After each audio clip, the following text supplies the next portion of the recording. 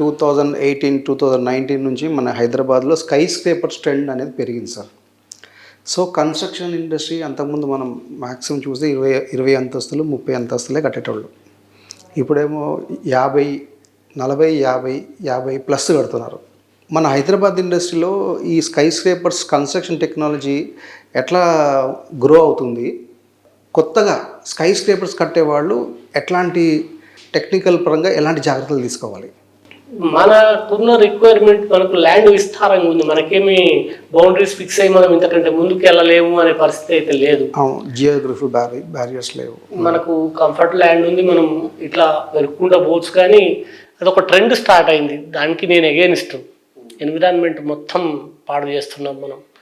రోడ్లు లేవు, డ్రైనేజ్ లేదు, వాటర్ సోర్స్ లేదు, కానీ 50 ఫ్లోర్లు 60 ఫ్లోర్లు బిల్డింగ్లు కడుతున్నాం.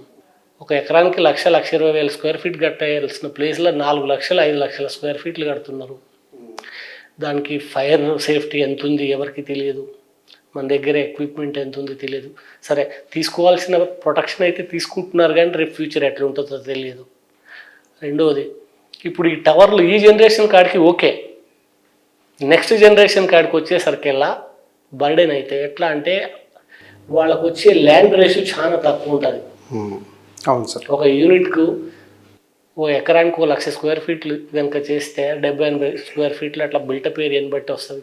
80 గజాలు 70 గజాలు అట్లా యూఎస్డి. వీడికి వచ్చేసరికి 10 కూడా రావట్లేదు. ఒక దగ్గర 10-20 వేల కంటే ఎక్కువ ఉండదు. 50 సంవత్సరాలు లేదంటే 70 సంవత్సరాల తర్వాత దాని లైఫ్ అయిపోయింది. మళ్ళీ రీకన్స్ట్రక్షన్ చేయాలంటే కస్టమర్ పైసలు పెట్టుకోవాలి.